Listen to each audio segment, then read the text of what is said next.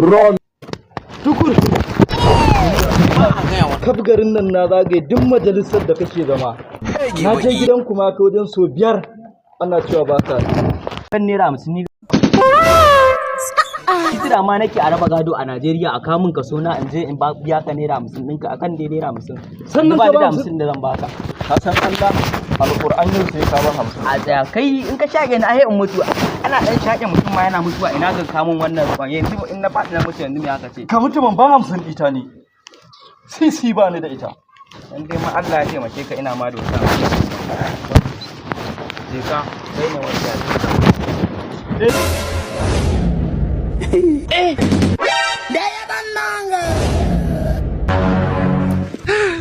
yawwa wajen inda naje neman ka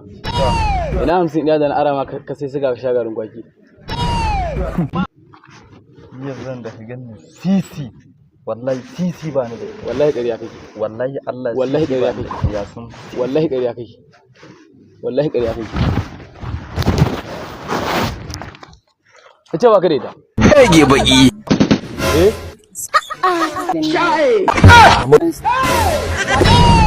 This man.